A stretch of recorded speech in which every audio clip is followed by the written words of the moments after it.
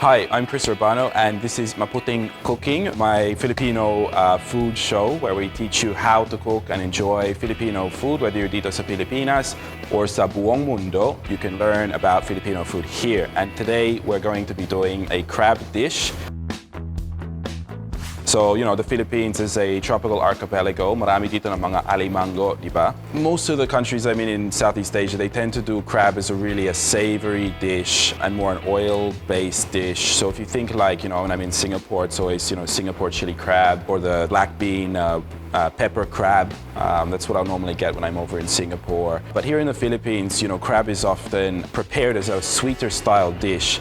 And the most popular preparation of crab here in the Philippines is typically uses calabasa or pumpkin, which gives us sweetness. And that's sort of tempered a little bit by our sitaw. And we use coconut milk to make it creamy. And then you might finish that with just a little bit of vinegar at the end that helps cut through the coconut milk and the sweetness a little bit. But, if I were doing this as an international chef, I'd probably use wine to create that effect and actually pair it with a white wine that's going to have the same effect as using some vinegar. Now, I know you all want to see me do a live crab on this show. I'm not going to do that today with a knife, because if I get this wrong, this is going to be the mother of all bloopers, and I don't want Chris Urbano's, short internet career to end at the hands of a crab that got the better of him. You can do this the hard way, or you can do this the easy way when it comes to crabs. It's not that fun to kill a crab, but if you're not confident to do it as a home chef, the easiest thing is to just basically drop them all in a pot and heat the pot, and you can either boil or steam the crabs until they expire in the water. It is always better to use live crustaceans.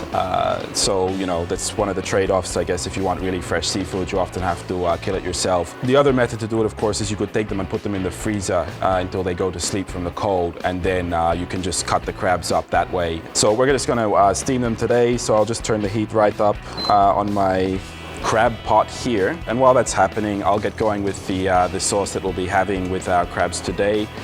So I've already got a hot pan here, so I'll go in straight away with my aromatic ingredients.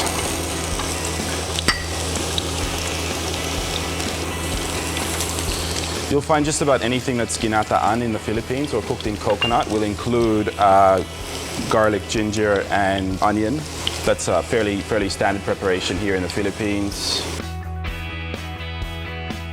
Okay, now those have just started to release their aroma, so I'll put my calabasa in next. Using relatively big chunks today. You could do them a little bit smaller than this if you wanted like a finer soup, but I find in the Philippines it's normally the big chunk is sort of how I see it more in lutong bahay or in home cooking.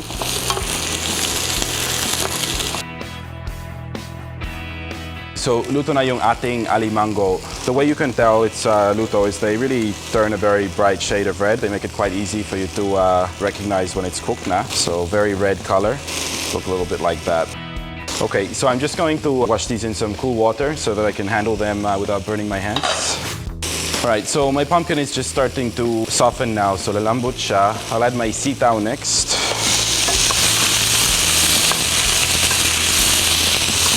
And then we'll add our kakangata, or coconut cream. So again, this is a fresh one from the markets here in Manila, but of course you can use canned if you're abroad.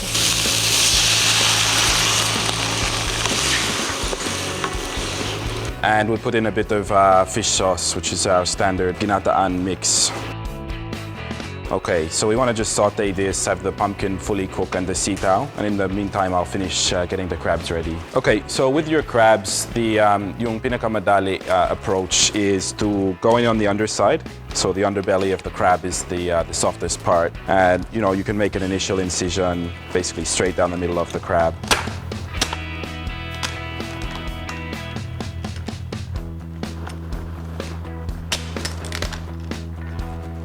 And we want to cut these into 4, so you get this back quarter with a bit of meat, and then you get this front quarter, which has the crab claw. And then you might want to just hit the large crab claws. Depending how big your crab is, you might need to do it elsewhere, but on a medium-sized crab, I would just hit the claws once or twice. Whew, straight through it. Don't hit them that hard. And the idea there is just to open up some points where later the crab can be easily eaten, and also pwede pumasok yung lahat ng ating mga ginataang sabaw into the crab.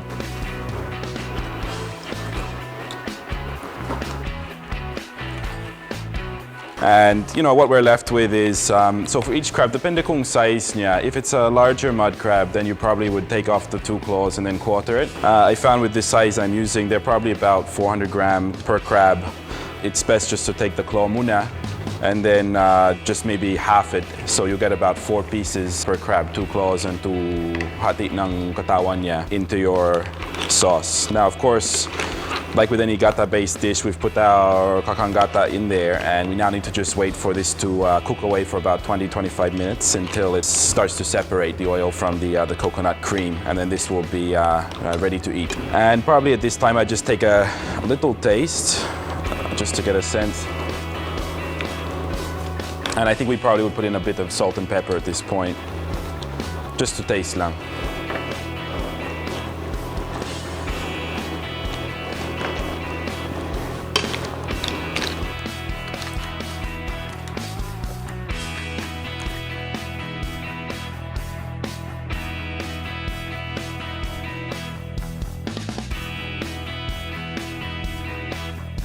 Alright, so tapos na yung ating Ginataang Alimango.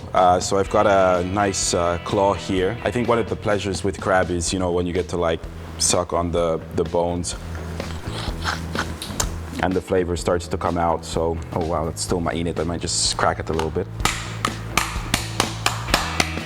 So there's my delicious crab meat inside. I'm super excited to try this, and I'll just get a little bit of my gata and some beans and some kalabasa from here. All right, here we go.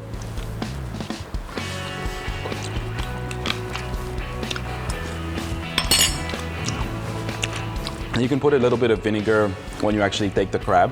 So often Filipinos will have a little sausawan here of some spiced vinegar just to add sourness and better balance the sweet and creaminess here in the dish. I can take it or leave it with the vinegar. Sometimes I feel like it, sometimes I don't. But you know, what you get is the crab meat just sort of, when it mixes with that kalabasa, morphs into this really delicious, it brings out the sweetness, I think, of the crab. The pumpkin really actually complements it. Crab is something I will never eat on a date. I have a rule about this. If you're like with your boss or on a date, do not eat crab under any circumstances, because either you will look terrible or you just won't enjoy it because you'll be there trying to do it with a knife and a fork. So that's a little tip. Anyway, so this is a really interesting dish to do at home. Showcases, I think, the Filipino flavors and also the great fresh seafood that we have in the Philippines, and you should definitely try this one out. Of course, leave a comment below how you do your Ginataang Alimango, what little twists you like to put on it. And if you want to help me take Filipino food global as well, whether you live here in the Philippines or sa buong mundo, wherever you might be, do share this with your friends and follow me at the blog maputingcooking.com. Look forward to catching up with you there. I love to hear from you guys, so leave a comment what you'd like me to cook next on Maputing Cooking. I'm Chris Urbano, and we'll see you next time with more food and fun from the Philippines. Bye. My dream, in fact, in the Philippines is to start a business called Alimango, which is a crab on-demand motorcycle delivery service. The pun is intended. If anybody wants to partner with me on that, leave a comment below. It's a bona fide offer. I'm really interested in this.